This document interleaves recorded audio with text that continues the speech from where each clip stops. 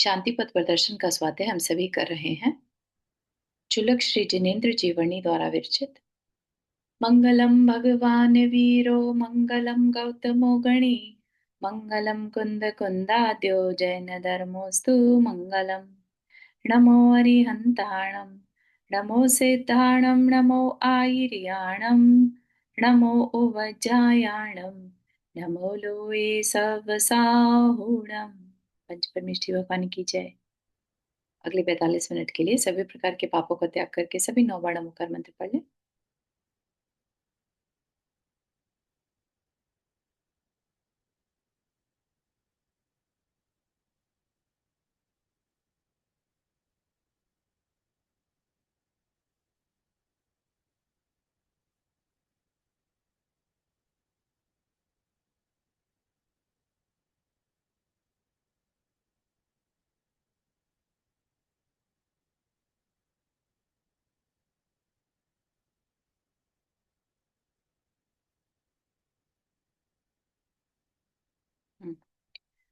हमारा यहाँ पर टॉपिक क्या चल रहा था? आश्रव का।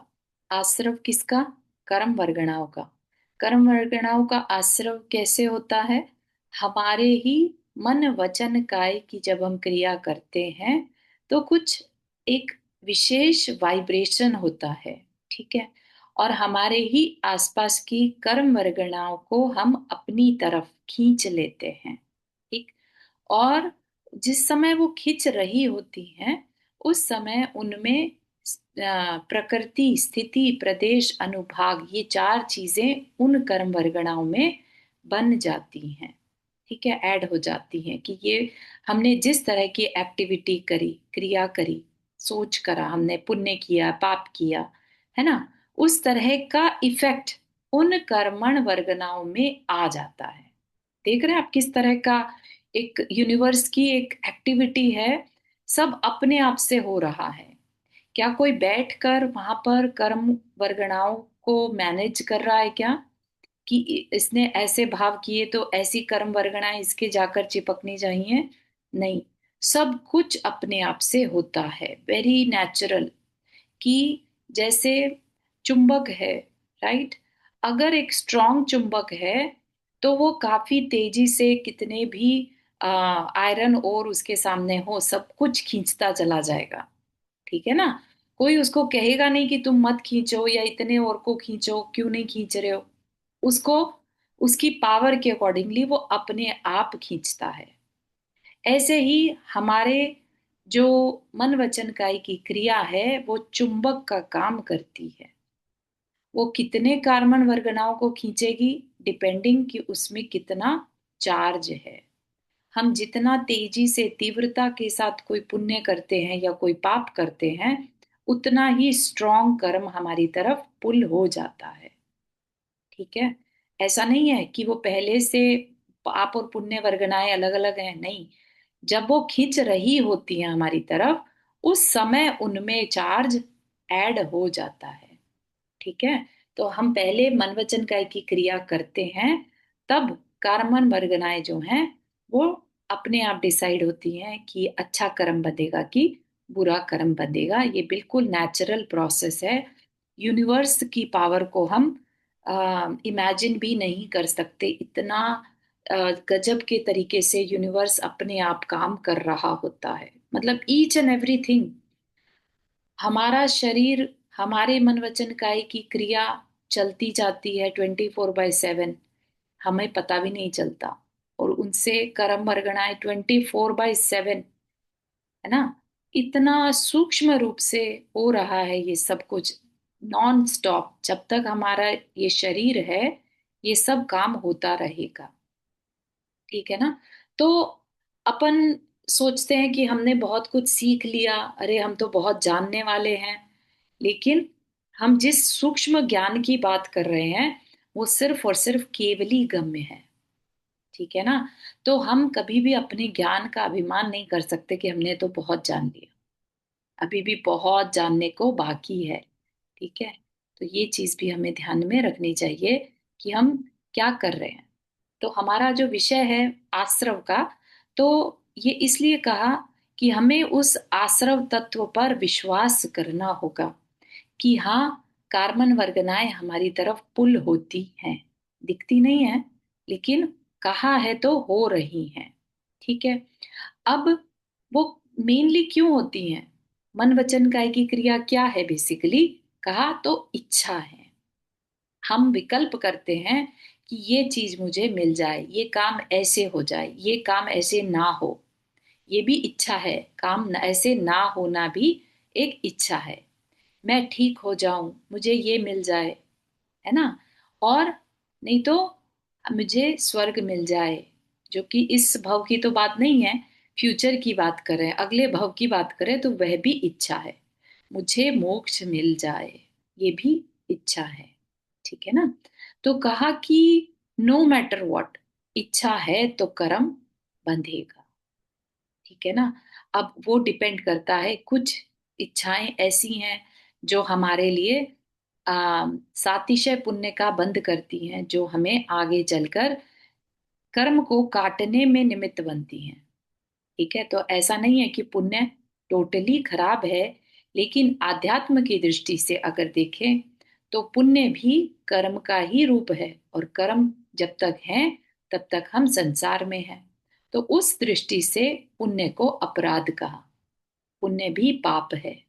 ठीक है। पुण्य भी हमारे लिए बंधन है। ठीक है। तो हमें ये देखना होगा कि हम किस समय पर क्या बात कह रहे हैं। अगर आध्यात्म की अपेक्षा से बात कर रहे हैं तो यस, पुण्य भी नहीं बांधना चाहिए। पुण्य भी नहीं बांधना चाहिए, पाप भी नहीं बांधना चाहिए, है ना। लेकिन अभी अभी क्या बोला? मन वचन काया की क्रिया 24/7 चलती है, और जब वो क्रिया चलेगी तो कर्म तो बंधेगा। अब अगर हमें पुण्य भी नहीं बांधना, पाप भी नहीं बांधना, तो क्या करना होगा? हमें मन वचन काया की क्रिया को रोकना होगा। क्या वो पॉसिबल है? नहीं, वो पॉसिबल नहीं है ना। तो इसका मतलब कोई ना कोई कर्म तो जरूर बंधेगा। ठीक है ना। तो फिर हम क्योंकि ज्ञानी प्राणी हैं, तो हम कहते हैं अच्छा ऐसा करते हैं, हम पाप नहीं बांधते, पुण्य बंधता है तो बंधे। है ना। हम स्वाध्याय करते हैं, इसमें भी क्या है? पुण्य बंधता है। ठीक है ना। हम किसी के लिए अच्छी भावना भा रहे हैं, उसमें क्या हो रहा है? पुण्य बंधता है। हम जीवों को कष्ट नहीं पहुंचा रहे हैं, पुण्य बंध रहा है। ठीक है ना। तो हर क्रिया में कुल कर्म तो बंधेगा। ठीक है ना। आ, चारू जैजिनेंद्र, एक बात बोलूं? जी आंटी। वो समय सागर महाराज जी का ये कहना था कि तुम मोक्ष को मांगते हो तो वो तुम्हारे मांग सकते हो, उसमें तुम्हारा पाप नहीं बनेगा। अ, पाप तो बनता ही नहीं है। मतलब हाँ। मोक्ष को मांगना पाप नहीं है मतलब। मोक्ष को मांगना पाप नहीं आंटी, लेकिन यहाँ पर क्या बात कह रहे हैं? मोक्ष को मांगने से भी पुण्य मिलता है। ठीक है। अगर अगेन, अगर हम अध्यात्म की दृष्टि से देखेंगे तो वह पुण्य भी हमारे लिए अपराध ही है, क्योंकि हम संसार में रुके रहेंगे। ठीक है ना। तो ओके। कहते हैं ओके। कि हाँ, क्योंकि कुछ ना कुछ चलता रहना है दिमाग में, तो क्यों नहीं ऐसे काम कर लिए जाएं जिसमें एटलीस्ट पाप ना बंधे। ठीक है ना। तो मोक्ष ओके। मांगने पर पाप नहीं बंधता। बिल्कुल सही है। ठीक है ना। ठीक। ओके, अपने थैंक को बहुत ध्यान से बात को समझना है, क्योंकि इसी चीज को लेकर कई बार हमें घुमा दिया जाता है, दिमाग में डाल दिया जाता है कि पुण्य भी नहीं करना। ठीक है ना। और पुण्य की क्रियाओं में क्या स्पेशली मना कर दिया जाता है कि भगवान की पूजा भक्ति क्या करना करके, उससे तो पुण्य बंधेगा। हमें नहीं पुण्य बांधना, है ना। पुण्य भी सोने की बेड़ी है, इसलिए हमें पुण्य नहीं बांधना। लेकिन कहते हैं कि अगर पुण्य नहीं बांधोगे तो क्या, कुछ तो बांधना ही है, 100% बांधना है। वो कोई चॉइस ही नहीं है हमारे पास। ठीक है ना। हम खाली भी बैठे हैं ना, तो भी हमारे दिमाग में कुछ ना कुछ चल रहा होता है। इस लेवल पर हम नहीं पहुंचे कि हम बिना कुछ सोचे, बिना कहीं पर बिजी हुए अपने मन को रोक सके। ठीक है ना। हम स्वाध्याय में मन को रोकते हैं, लेकिन स्वाध्याय भी एक क्रिया है, उसमें भी हमारा मन चल रहा है ना। हमारे मन में विचार आ रहे हैं, चिंतन चल रहा है, मेरे लिए क्या अच्छा है, क्या बुरा है, मुझे ये करना चाहिए, ये नहीं करना चाहिए। तो स्वाध्याय करते हुए भी तो विचार चल रहे हैं, तो विचार चलने में कर्म तो बंधेगा। ठीक है ना। लेकिन पाप नहीं बंधेगा, वो ठीक है, उतना हमने मान लिया। ठीक है ना। तो जो प्रीवियस सेशन था उसमें हमने पांच प्रकार की इच्छाओं के बारे में पढ़ा था। तो उसमें जो पांचवी इच्छा थी, मोक्ष की इच्छा, ठीक है, उस इच्छा को छोटे बड़े अपराध की श्रेणी में अगर रखें, अगर हम पाप को तो अलग निकाल दो, जो मन की विषय भोग की इच्छाएं हैं वो तो पाप इच्छाएं हैं, ठीक है। लेकिन जो पुण्य करने की इच्छा है, मंदिर जाने की इच्छा है, स्वाध्याय करने की इच्छा है, या मोक्ष जाने की इच्छा है, इन इच्छाओं को फिर कैटेगरी में डाल दिया। ये पाप से बेटर है ना, ये उससे और बेटर है, ठीक है ना। तो रिलेटिव हो गया ये, एक दूसरे से कंपैरिजन में अगर हम देखेंगे तो एक दूसरे से बेटर हो सकता है, ठीक है ना। तो कहा कि सूक्ष्म इच्छा के साथ, सूक्ष्म इच्छा मतलब जैसे मोक्ष की इच्छा, मोक्ष की इच्छा अगर होगी तो इसका क्या मतलब है, मोक्ष की इच्छा करने वाले के भाव कैसे होंगे, उसको संसार की किसी भी इच्छा से मैटर नहीं करेगा, ना उसे घूमने फिरने से मतलब है, ना कुछ देखने से मतलब है, ना कुछ खाने पीने से मतलब है, उसको कुछ मतलब नहीं है, मिला तो ठीक, नहीं मिला तो ठीक, जैसे कि हमारे साधु, है ना। तो वो क्या है, उनके अंदर बस एक इच्छा चलती रहती है, मुझे तो अपने कर्म काटने हैं और मोक्ष जाना है। तो ये जो सूक्ष्म इच्छा है उसके साथ भी क्रियाएं तो हो रही हैं, ठीक है ना। तो वो क्रियाएं जो हैं शांति में इतनी बाधक नहीं पड़ेंगी जितनी की पहली चार। क्लियर कर दिया यहाँ पर। बाधक तो हैं, किस रूप में बाधक हैं, हम अपनी जो अनंत सुख है उसको फील नहीं कर पाएंगे, ठीक है ना। वो कब पॉसिबल है, जब हमारा मोहनीय कर्म नष्ट होता है। क्या संसार में रहकर हो सकता है क्या, हो सकता है अगर हम केवली बन जाए, ठीक है ना। तो साधु क्या केवली बन गए, नहीं बने, राइट। तो वो भी उस उनकी शांति में कहीं ना कहीं बाधक होती है, होता है जो वो कर रहे हैं क्रियाएं, लेकिन उनके पास चॉइस नहीं है, इससे ज्यादा वो नहीं कर सकते, क्योंकि पंचम काल में शरीर की लिमिटेशन है, ठीक है ना। तो उन्हें प्रवृत्ति में आना पड़ता है, ठीक। तो इच्छा, उनके अंदर इच्छा तो सिर्फ और सिर्फ मोक्ष की चलती है, ये नहीं चलती आज मुझे ये खाने को मिल जाए, आज मुझे वो वाले प्लेस पे जाने में ज्यादा मन कर रहा है वहां चलते हैं, ऐसी इच्छा वो नहीं करते, है ना।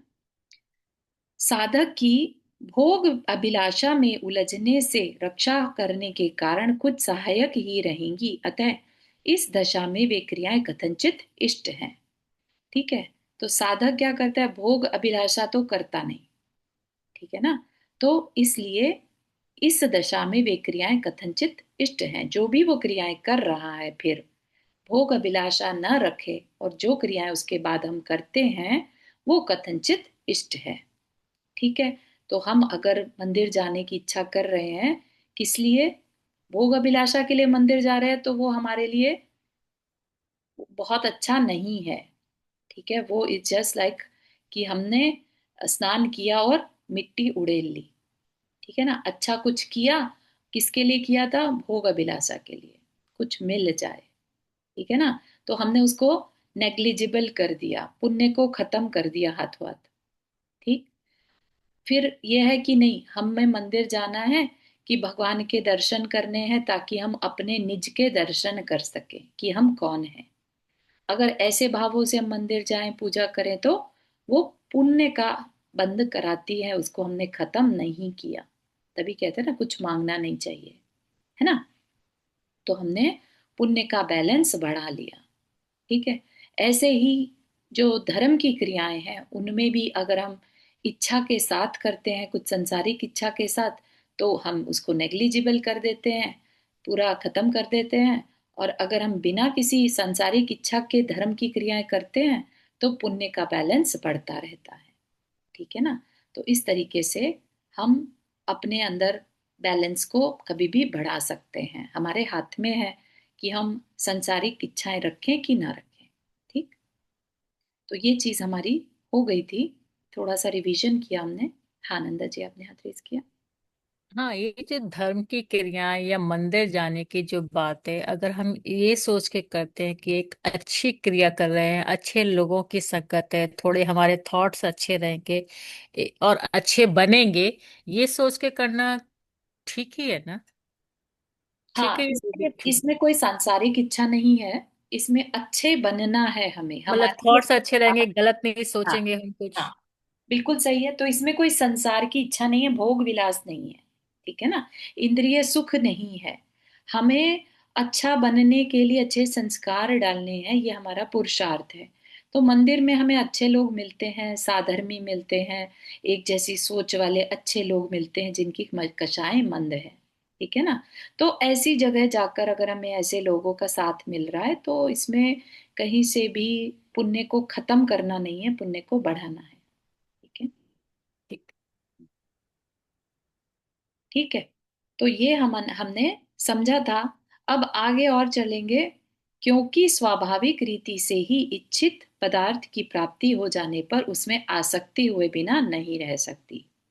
ठीक है, क्या कह रहे हैं कि लेट से हमने इच्छा करी, है ना, हमने बहुत अच्छे से धार्मिक अनुष्ठान किए और हमारी इच्छा पूरी भी हो गई। ठीक है। लेकिन प्रॉब्लम कहाँ आती है, जब कभी इच्छा, जब हम जो चाहते हैं और वो पूरी हो जाए तो उसमें आसक्ति हो जाती है। जिसे हम अपने पुराणों में जब एग्जाम्पल पढ़ते हैं ना, निदान का एग्जाम्पल, तो उसमें हमारे को पता चलता है कि जितने भी निदान के एग्जाम्पल होते हैं, क्यों वह जीव नरक में जाता है।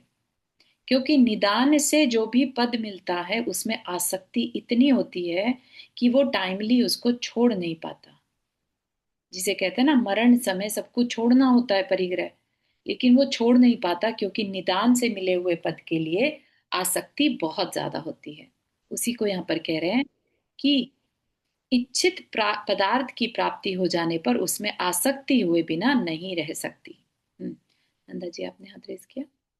हाँ, आपने अभी जो कहा निदान करने वाले नरक में जाते हैं क्योंकि वो छोड़ नहीं पाते। अब हमने जब वासुदेव का पढ़ा था हम्म। चरित्र, हम्म। तो उससे पहले उनका कुरूप रूप था, रूप अच्छा नहीं था। बिल्कुल। तो उन्होंने जो तपस्या की थी उसमें अच्छा रूप मांगा था, और नेक्स्ट जन्म में उनको अच्छा रूप मिला और फिर वो मोक्ष भी गए थे। तो मोक्ष, ये, मोक्ष गए थे क्या, स्वर्ग में गए? हाँ, वासुदेव बाद में मोक्ष गए हैं एंड में। हम्म। तपस्या की थी ना उन्होंने, फिर बाद में वासुदेव होके हाँ। सारी लड़ाइयां वगैरह करने के बाद, उसके बाद एंड में फिर मोक्ष गए हैं वो। अच्छा। तो मतलब, अम देखिए, आई अग्री कि उन्होंने निदान किया था, कि मुनि पद था लेकिन निदान कर लिया था तो इसलिए कामदेव बन गए। ठीक है ना। तो उस कामदेव में वो खूब रचे पचे भी। हम्म, हाँ। तो बहुत वो सारी चला, शादियां भी की, बहुत बहुत सारे सारी बच्चे हुए। शादियां करी, वो सब उनको भोगना पड़ा। वो अलग बात है। आई हैव टू सी कि वो मोक्ष गए कि स्वर्ग गए। दैट इज अच्छा, ट्रू ठीक। कि वो एटलीस्ट नरक नहीं गए, है हाँ, ना। नरक बिल्कुल तो नहीं गए थे। यस, टोटली अभी उनका ध्यान नहीं आ रहा है कि उनका जीवन उसके बाद कैसा हुआ था। उन्होंने तपस्या करी लेट से, तो ठीक है, वो एक्सेप्शन केस भी हो सकता है। या कामदेव होने के कारण जितने भी कामदेव हुए उनमें से कोई भी ऐसा नहीं था जो नरक गया हो। चक्रवर्ती पद जो है ना, वो मेनली इस चीज के लिए फेमस है कि चक्रवर्ती पद अगर निदान से मिलता है, या प्रति नारायण जो बनते हैं वो हमेशा निदान से ही बनते हैं। ठीक है ना। हाँ। तो शायद इसलिए उनका निदान नहीं कहलाएगा क्योंकि उन्होंने कामदेव का पद नहीं मांगा था निदान से। ठीक है ना। नहीं, उन्होंने तो उनका सिर्फ रूप मतलब मांगा ये था। मांगा था कि इस तरह का कुरूप रूप ना हाँ। रहे, मतलब हाँ। अच्छा तो रूप उन्होंने मिले। क्या और किया कि उनकी इनकी तपस्या इतनी ज्यादा थी कि उसी भव से मोक्ष जा सकते थे। हाँ, हाँ। लेकिन उसका निदान के कारण कि मुझे सुंदर रूप मिले, अपना लाइफ एक्सटेंड कर लिया। ठीक है ना। हम्म। तो कहीं से भी निदान तो अच्छा नहीं है, ये चीज है फॉर श्योर। बच्चा जी, आपने हाथ रेस किया। हाँ जी, जय जय नंदा। मैं ये पूछ रही थी, अगर निदान कर लिया लेकिन अगर हमें पता है स्वाध्याय करते हैं तो हम आसक्ति नहीं रखेंगे, हाँ। राइट? बिल्कुल। मुझे नहीं लगता कोई भी मतलब आसक्ति रखे, अगर पता है कि नहीं, ये देखो, पुण्य भी कर्म का छोड़ना है उदय, हमें। कर्म का उदय जब आता है ना अच्छा, तीसरे हाँ भाव हाँ में, हाँ, समझ गए। कहते हैं ना कि वो ज्ञान की नहीं, हाँ, खिड़कियां बंद हो जाती हैं। सही बात है। तो हम वो सोचते उसका नहीं करेंगे, लेकिन कुछ नहीं कर्म कर आके सकते। आ जाए आवरण तो हाँ, हो जाए हमसे। हाँ, हाँ। तो सही वो बात। बुद्धि पलटते देर नहीं लगती, अगर, क्योंकि निदान कौन करेगा? जो उसकी कमी को महसूस करता है कि ये तो मुझे मिलना ही चाहिए, ये नहीं मिला तो कैसे मेरा काम चलेगा। हाँ हाँ हाँ, सही ठीक है ना? बात है।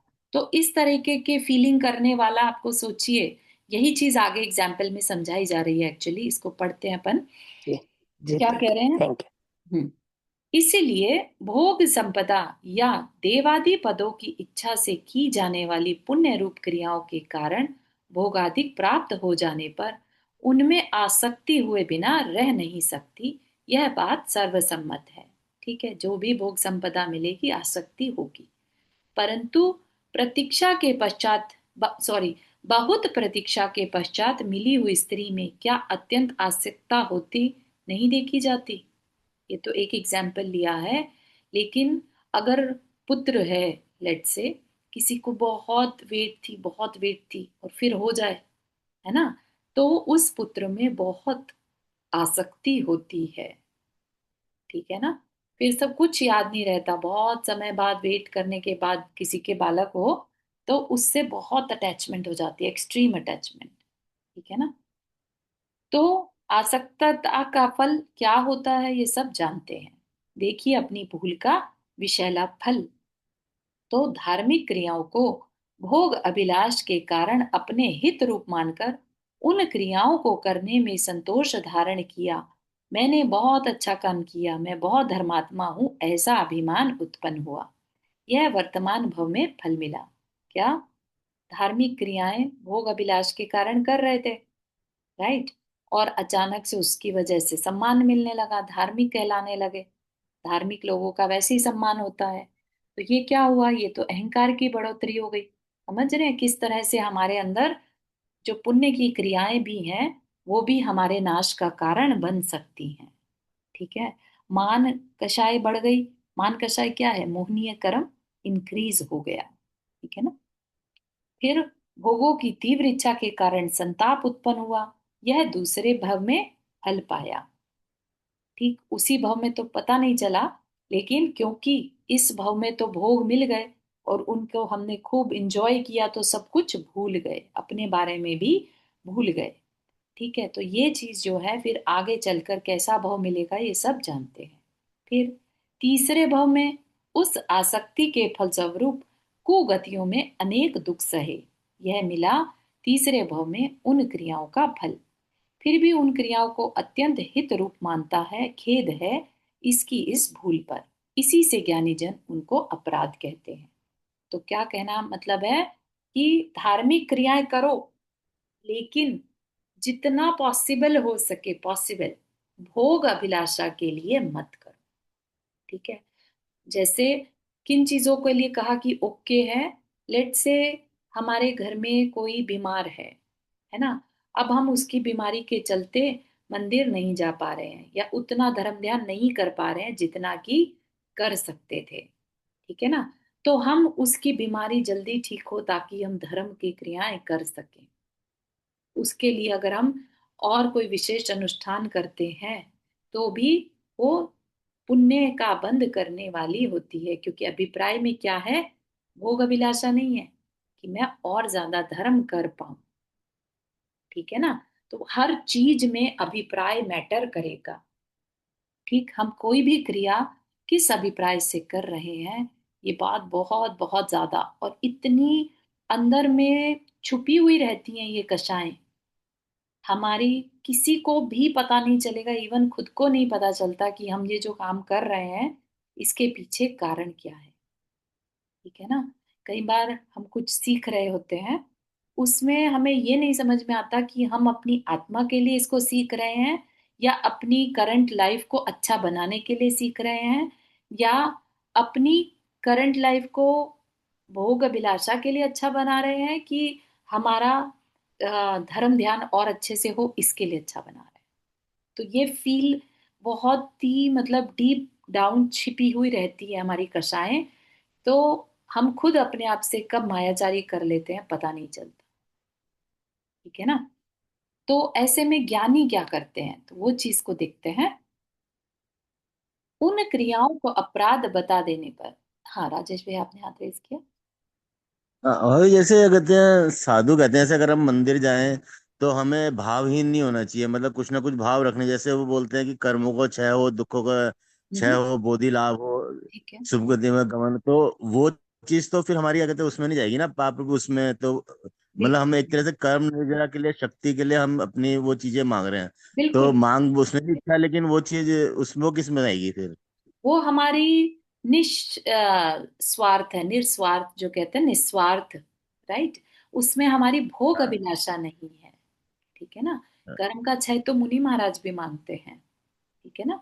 जो ये भक्तियां होती है ना, समाधि भक्ति है, आचार्य भक्ति है, सब में ये वर्डिंग आती है, दुख खो कम्म खो पोहिला हो सुगई गमनम समाहि मनम, जिन गुण संपत्ति हो मध्यम। तो ये इच्छा व्यक्त की जा रही है कि मेरे कर्मों का क्षय हो, दुखों का क्षय हो, मेरे जिन गुण संपत्ति की प्राप्ति हो, बोधि की प्राप्ति हो, समाधि मरण हो, सुगति गमन हो।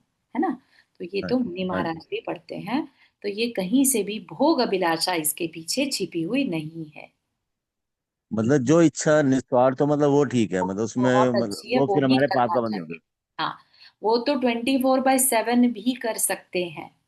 वो तो एक तरह से अपने मन को उलझाए रखना है ना। वो तो बहुत हाँ, अच्छा है। ठीक है ना, क्योंकि हमारे को क्या कहा अभी कि कुछ ना कुछ तो करना ही है। अगर वो नहीं करेंगे तो हम कुछ और करेंगे, कुछ और क्या करेंगे सोच कर देखिए। है ना, संसार की क्रियाएं करेंगे फिर। तो संसार की क्रियाओं में तो पाप ही कमाते हैं हम। ठीक है ना। तो ऐसा। ठीक है। Thank you, thank you. तो अगर जब इन क्रियाओं को अपराध बताया और हमारे अंदर में शोभ आने लगा, शोभ मतलब कि फीलिंग आने लगी केओस की कि ये क्या कह दिया। है ना। क्यों। अगर शोभ आ रहा है तो यह बात दर्शाता है कि उनके प्रति तुझे मिठास बरतता है। अभी तक तो हम धर्म की क्रियाएं कर रहे थे और सब बढ़िया चल रहा था। है ना। अब उन धर्म की क्रियाओं को अगर कोई गलत कहता है कि किसी कारण, संसारिक कारण से मत करो, तो हमें अंदर से क्षोभ आ गया कि अरे ये क्या कह रहे हैं। है ना। तो क्या है, अगर उनके पीछे अंदर में क्षोभ आ रहा है, इसका मतलब तुम्हारे अंदर उन चीजों के प्रति मिठास थी। तर्क किया जा सकता है कि ज्ञानी को भी तो उन क्रियाओं में मिठास ही आता है। तो कह रहे हैं नहीं, वह क्रियाएं करता अवश्य है, पर उसे इनमें मिठास कभी नहीं आता। मिठास तो एकमात्र शांति में ही आता है, और इसीलिए उसको इनका निषेध सुनकर शोभ नहीं आता। अगर उसे कह दें ज्ञानी को कि पुण्य की क्रियाएं भी मत करो, तो वो कुछ, उससे उसको कोई प्रॉब्लम नहीं होगी। ठीक है ना, उसको तो पता है कि मुझे तो हाँ समता में रहना है ना। उसको ये बात पता है, उसको शोभ नहीं आएगा। स्वयं अंतरंग में वह यही भावना किया करता है कि ये क्रियाएं करने की आवश्यकता उसे ना पड़े। फिर तेरी मिठास और उसकी मिठास में अंतर भी तो महान है। तेरी मिठास अपनी शांति से अपरिचित रहने के कारण केवल तेरे उन चार जाति के भोग अभिलाष संबंधी अभिप्रायों में से निकल रही है, जिनके संबंध में कि कल बताया गया था। परंतु उनकी मिठास पांचवी जाति की, यानी मोक्ष पाने की इच्छा मात्र। ठीक है, पांचवी जाति की शांति संबंधी उस अभिप्राय में से निकल रही है, जिसमें केवल शांति की अपेक्षा है, अन्य किसी बात की नहीं। उन क्रियाओं में तुझे जो तन्मयता सी दिखती है, उसका आधार वे मधुर सुर ताल लय मंजीरे ढोलक आदि हैं, जिनके द्वारा भक्ति करने को तू बहुत महत्ता देता है। क्या कह रहे हैं कि कई बार लोग कहते हैं हमें तो बड़ा मन लगता है मंदिर में पूजा करने में। ठीक है। लेकिन उनको ये रियलाइज नहीं होता कि ये जो मन लग रहा है ना, ये मन किस लय से गाया जा रहा है। व्हाट इफ जो गायक है उसकी आवाज बहुत सुंदर है, इसलिए बहुत मन लग रहा है। समझ रहे हैं आप। ये बात अगेन बहुत डीप डाउन दबी हुई रहती है, पता नहीं चलता हमारे अंदर की अभिप्राय क्या चल रहे हैं। ठीक है ना। तो वो कह रहे हैं भक्ति में जो तेरा मन लग रहा है वो हो सकता है वो निमित्त वैसे मिल रहे हैं इसलिए मन लग रहा है, वास्तव में तुम्हारा फोकस कहाँ है। ठीक है ना, तुम तन्मय हो गए मान लिया, लेकिन वो वास्तविक शांति की ओर ध्यान नहीं है। ठीक है ना, परंतु उसकी तन्मयता का आधार अपनी वह शांति है जो कि उसे उस समय भगवान की शांति को देखकर याद आ जाती है और अपने अंदर जिसका वह प्रत्यक्ष वेदन करने लगता है। कौन? जो ज्ञानी है वो ऐसा करता है। ठीक है, ज्ञानी क्या करता है? ज्ञानी लय, मजीरे, ढोलक, सुर, ताल इनमें नहीं उलझता। ठीक है ना, वो भगवान के दर्शन कर रहा है, उसको पूजा आदि से कोई मतलब नहीं रहता है ना। तो वो भगवान और अपने में एक संबंध, भक्ति उसकी वही है, भगवान से जुड़ जाना ही उसकी भक्ति है। ठीक है ना, तू इन क्रियाओं को करते हुए उन्हें हित रूप समझता है और इन क्रियाओं संबंधी अपने पुरुषार्थ को हित रूप समझता है, इनके प्रति अपने झुकाव को हित रूप समझता है, परंतु वह मतलब ज्ञानी इन क्रियाओं को करते हुए भी इन्हें हित रूप नहीं समझता, इन क्रियाओं की इच्छा को भी हित रूप नहीं समझता, इन क्रियाओं संबंधी अपने पुरुषार्थ को भी हित रूप नहीं समझता तथा उनके प्रति अंतरंग में उसे कभी झुकाव भी उत्पन्न नहीं होता। तो ऐसा नहीं कि वो बैठा स्वाध्याय करे तो सोचे अरे वाह मैं कितना बढ़िया काम कर रहा हूं, बस यही करता रहूं, है ना, एटलीस्ट इससे मैं संसार के प्रपंचों से बचा हूं। नहीं, ऐसा भी भाव उसके अंदर में नहीं आता। उसको लगता है कि कब मैं अपने पास रहूं, अपनी शांति के पास रहूं, कि मुझे ये स्वाध्याय भी न करना पड़े। ठीक है ना, तो उसका सच्चा झुकाव है तो केवल शांति के वेदन के लिए। ठीक है, लेकिन अब आप लोग ऐसा कुछ ट्राई मत करने लगना, क्योंकि कई बार क्या होता है, जिस भूमिका में हम नहीं हैं और उसको अगर हम कॉपी भी करने की कोशिश करेंगे तो कंफ्यूजन के कारण जो कर रहे हैं उससे भी मन उचट सकता है। ठीक है ना, अभी जो बातें बताई जा रही हैं वो सिर्फ क्लैरिटी के लिए कही जा रही है कि जो हम क्रियाएं करते हैं एटलीस्ट हम उसमें झांक कर देखें कि कहीं कोई भोग अभिलाषा तो नहीं छिपी है, बस इतना ही। ठीक है ना, कहीं हम उससे पाप तो नहीं बांध रहे हैं, अगर वैसा कुछ है तो उसको अभी की अभी हम ठीक कर लें। ठीक है ना, हम ज्ञानी बनने की भावना करें, ज्ञान धारा में रह पाए, वो हमारी भावना अंदर में रहे, लेकिन उसके कारण हम कर्म धारा में जो है पाप को ना बांधना शुरू कर दें। कहीं हम इतने आर्त ध्यान में चले जाएं कि अरे मैं क्यों नहीं कर पा रहा हूं, मैं ज्ञानी की तरह क्यों नहीं कर पा रहा हूं, है ना, तो ऐसे में हम गलत डायरेक्शन में भी जा सकते हैं। जो कर रहे हैं आकुलता रहित करें। ठीक है ना, तो वो ज्यादा मैटर करेगा और भोग अभिलाषा से जितना बच सकते हैं उतना बचें। ठीक है, अभिप्रायों में महान अंतर होने से उनके फलों में भी महान अंतर पड़ जाता है। फल तो दोनों को ही यद्यपि भोग संपदा मिलता है, तुझको कदाचित जितनी मिल पाती है उससे भी हजारों गुना उसे मिल जाती है ना। मुनि बनते हैं, मुनि जो होते हैं, आपको जानकारी हो या ना हो, नियम से स्वर्ग जाएंगे।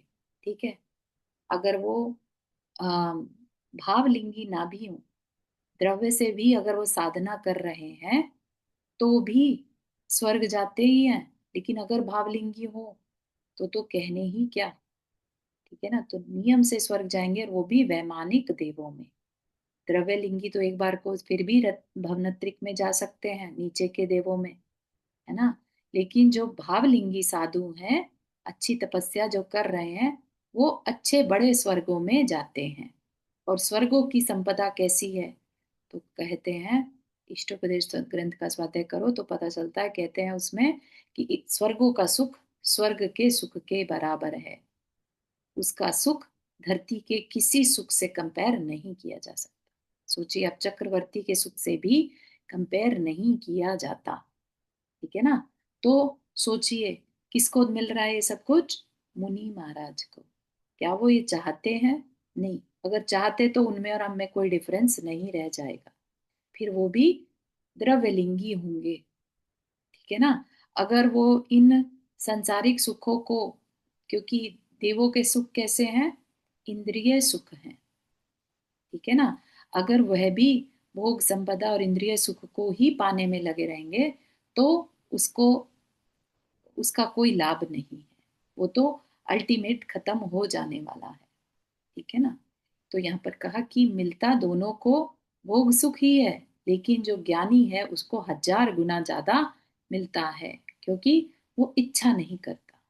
बिन मांगे मोती मिले, मांगे मिले ना भीख, है ना। या एक और चिंतन आता है ना कि धर्म जो है बिन चिंते बिन याचते वो चिंतामणि रत्न को दे देता है। धर्म चिंतामणि रत्न है, ठीक है ना। तू उस संपदा में, यार जी थोड़ा सा इसको समझाइएगा जो आपने अभी बोला, चिंता, धर्म हाँ, चिंतामणि। धर्म को चिंतामणि रत्न कहा है। चिंतामणि रत्न तो फिर भी चिंता, चिंता मतलब सोचने से देता है। चिंतामणि रत्न एक ऐसा रत्न होता है, कहते हैं विश, विश स्टोन जो कहते हैं ना, तो वो उससे कुछ भी मांगो तो सब पूरा होता है, ठीक है। लेकिन धर्म ऐसा चिंतामणि रत्न है, बिन चिंते बिन जाचे सब कुछ दे देता है। मतलब कि धर्म करने वाले को, सच्चा धर्म जो करता है, उसकी आत्मा को क्या चाहिए, उसके अंतरंग को क्या चाहिए, वो उसको कहना नहीं पड़ता, उसको उस चीज की इच्छा भी नहीं करनी पड़ती, उसके साथ हो जाता है। बहुत बड़ा साइंस है ये एक्चुअली। आज का समय क्या है, मैनिफेस्टेशन करो, मैनिफेस्टेशन करो, है ना। ये सोचो, ये चाहो, जितनी शिद्दत से चाहोगे वो मिलेगा। लेकिन आपको क्या मालूम कि आपको मिलना तो एक बड़ा बंगला और आपने मांग ली एक झोपड़ी, ठीक है ना। वही हुआ ना वसुदेव के साथ जो अभी चर्चा चल रही थी। उन्होंने मिल तो सकता था मोक्ष और मांग लिया सुंदर रूप, ठीक है ना। अब वही मिल गया। तो मिल क्या सकता है वो हम सोच भी नहीं सकते। तो धर्म अगर हम बिना इच्छा के करते हैं तो वो बिना चिंता सोचे ही हमें सब कुछ दे देता है। तो यहाँ पर धार्मिक क्रियाएं जो हैं वो जितनी सरलता के साथ, सरल हृदय के साथ की जाएंगी तो समझिएगा कि वो इतना सातिशय पुण्य बंध रहा है कि वो भोग सामग्री तो देगा ही देगा, साथ में ऐसा, ऐसे भाव भी देगा कि आप उस भोग सामग्री में उलझेंगे नहीं, ठीक है ना। ये डिफरेंस है सातिशय पुण्य का। और जो सामान्य सा पुण्य होता है, उस जब वो मिलता है उसका फल तो हम उसमें आसक्त हो जाते हैं, उसको छोड़ने का। जैसे देवों का पुण्य है, जो देव मिथ्या दृष्टि होता है उसको जब वो छूटते हैं भोग तो बड़ा दुख होता है, ठीक है ना। और जो सम्यक दृष्टि देव होता है, जब वो भोग छूटते हैं तो उसके अंदर क्या भाव रहता है कि अब मेरा, मैं जाकर मनुष्य बनूंगा और फिर से साधना करूंगा। समझ रहे हैं हम डिफरेंस, कितना बड़ा डिफरेंस है। इसीलिए जो जैन धर्म है वो श्रमण संस्कृति का धर्म है, श्रमणों का धर्म है। छोटी मोटी चीज नहीं करता, सीधा सीधा मोक्ष तक ले जाने वाला धर्म है, ठीक है ना। इसलिए पहले मुझे बड़ा ये क्वेश्चन उठता था अंदर से कि सारी दुनिया मांगती है भगवान के सामने जाकर, हमारे जैन धर्म में क्यों नहीं मांगने देते, क्यों कहते हैं कि नहीं मांगना चाहिए।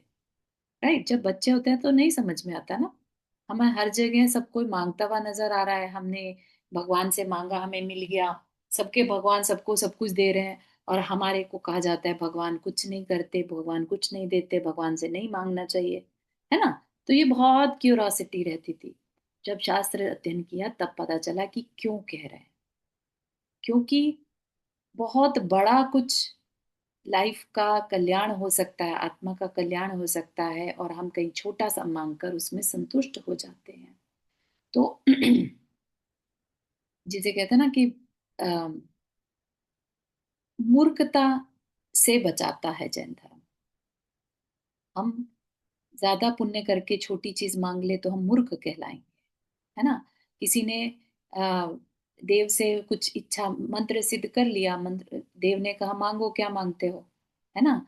तो एक ने मांग लिया कि मुझे तो ऐसा घर मिल जाए, ऐसा मिल जाए, ठीक है ना। और एक ने कहा मुझे, मैं अपने पोतों को या पड़ पोते को सोने की थाली में खाता हुआ देखूं, ठीक है ना। तो उसने क्या किया, एक ही इच्छा में बहुत सब कुछ मांग लिया, ठीक है ना। तो ये तो सिर्फ छोटा सा ऐसा सांसारिक एग्जाम्पल था। ऐसा करना नहीं है, अपने को कुछ भी नहीं मांगना है। अगर कोई देव आ भी जाए ना, मांगो कुछ, मैं तुमसे प्रसन्न हूं, ठीक है ना, तो भी नहीं मांगना है। क्योंकि हमें जो चाहिए, अगर वह दे सके, तो पहले हमें क्लैरिटी होनी चाहिए कि हमें चाहिए क्या, ठीक है ना। तो हमें क्या चाहिए, हमें तो सच्ची शांति चाहिए, ठीक है ना। तो अगर वो क्लैरिटी नहीं है, तो उस पर चिंतन करिएगा कि वो चीज हमारे अंदर आनी चाहिए कि हमें वास्तव में चाहिए क्या, ठीक है ना।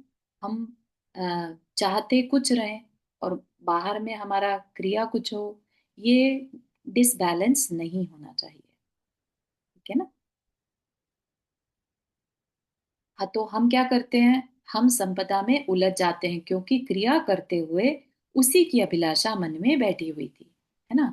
अभिलाषा थी, क्रिया कर रहे थे, मिल गया, तो अब उसी में आसक्त हो गए। और वह यानी ज्ञानी उसे प्राप्त करके भी उससे उदासीन बना रहता है, तथा समय पड़ने पर उसे ठुकरा देता है। जैसे कि देवगति की बात अभी बताई थी, है ना। सम्यक दृष्टि जो होते हैं, जो जो साधु भावलिंगी होते हैं, वो सम्यक दर्शन के साथ देवगति में जाते हैं, है ना। तो फिर उन्हें पता रहता है कि वो क्यों आए यहाँ पर। तो फिर वो अपना पूरा समय जो है वहां पर धर्म ध्यान में ही लगाते हैं। वहां पर संयम तो है नहीं, लेकिन धर्म ध्यान तो है ना, तो वो धर्म ध्यान करते हैं। देवगति को तू अच्छा समझता है, वह उसे 33 सागर की कैद लगती है, क्योंकि यह मार्ग में न आती तो वह इतने समय पहले ही अपने प्रयोजन को सिद्ध कर चुका होता। तुझे तीसरे भाव उसका फल पाप में मिलता है, और उसे सदा पुण्य ही पुण्य। और इसी कारण तेरी वे क्रियाएं कही जाती हैं पापानुबंधी पुण्य, और उसकी वे ही क्रियाएं कहलाती हैं पुण्यानुबंधी पुण्य। क्या मतलब, पाप अनुबंधी पुण्य, पाप का बंद करने वाला पुण्य। हमारा कोई पाप पुण्य का उदय ऐसा आए जिसमें हमें खूब भोग संपदा मिल रही है, हम उसमें आसक्त हो गए, तो हम क्या कर रहे हैं, तब भी हम मन वचन काय की क्रिया तो कर ही रहे हैं ना। तो अब उस मन वचन काय की क्रिया से हम पाप का बंद करते हैं, ठीक है ना। देखा जा सकता है आज के समय में जो इतनी लग्जरी ट्रैवल्स होती हैं, या बड़े बड़े महलों में रहा जाता है, नौकरों से काम कराया जाता है ना। महंगे महंगे पर्स आदि सामान इकट्ठे किए जाते हैं, परिग्रह इकट्ठे किए जाते हैं, अहंकार किया जाता है, दिखावा किया जाता है, ये सब क्या है, पाप का बंद करना, ठीक है ना। पुण्य का उदय तो मिला था, सामग्री मिली थी अच्छी, लेकिन वह सामग्री क्योंकि पास्ट लाइफ में उन्होंने इस पुण्य की बहुत इच्छा की होगी तीव्र, तब जाके वह मिला। तो आज की डेट में वह पाप का बंद करवा रहा है, ठीक है। और वही क्रियाएं साधु की कैसी हैं, पुण्यानुबंधी पुण्य, ऐसी ऐसा पुण्य जो हमारे पुण्य का बंद कराए। जैसे कि हम बिना किसी स्वार्थ के धार्मिक क्रियाएं जब करते हैं, तो हमारे पुण्य के उदय के बिना धार्मिक क्रियाएं हमें करने को नहीं मिलती, ठीक है ना। लेकिन पुण्य के उदय में भी हम धार्मिक क्रियाओं को करने का मन बना रहे हैं, ये क्या है, हमारी पुण्य की क्रियाएं पुण्य का ही बंद करती हैं। जब पुण्य की क्रियाएं पुण्य का बंद करती हैं, तो उस पुण्य को सातिशय पुण्य कहा जाता है, जो नियम से आगे चलकर और ज्यादा हमें संसार से विरक्त होने के साधन जुटाता है, ठीक है ना। समझ रहे हैं आप, किस तरह से संसार में रहकर ही हम अपनी क्रियाओं को दिशा देकर, अपने पुरुषार्थ को दिशा देकर अपने कल्याण को कर सकते हैं, ठीक है ना। बात समझ में आ रही है यहाँ तक, है ना। देख, बाहर में क्रियाएं एक होते हुए भी, एक क्रिया कैसे है, धार्मिक क्रिया कर रहे हैं दोनों, है ना, केवल अभिप्राय के फेर से कितना महान अंतर पड़ गया दोनों में। अपने अंदर झांक कर जरा गौर से देख, वही या उसी जाति के कुछ और अभिप्राय बैठे हुए हैं या नहीं। ठीक है ना। तो ये हम सबको अपने अंदर, आज का होमवर्क यही रहेगा कि हम बैठे, कल जब क्लास में आए तो क्लैरिटी इस बात की हो कि हम जब धार्मिक क्रियाएं करते हैं तो हमारे अंदर क्या चल रहा होता है। ठीक है। सभी से पूछा जाएगा तो प्लीज रेडी रहना कि धार्मिक क्रियाएं जब हम करते हैं तो हम किस अभिप्राय से करते हैं। ठीक है। आज के लिए इतना ही रखते हैं। किसी को कोई क्वेश्चन समझ में नहीं आया हो तो?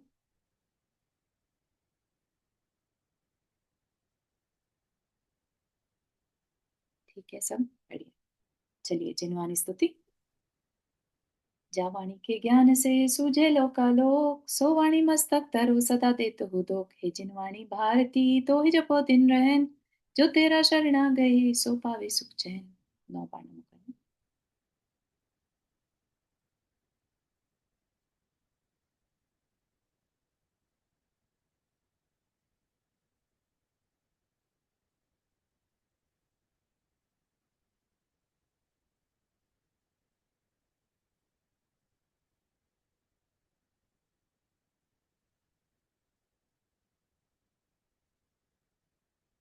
ये सभी को जय जिनेन्द्र। जय जिनेन्द्र सभी को। इसकी बुक भेज दीजिएगा आज की। जी जय जी जिनेन्द्र सबको। सभी को।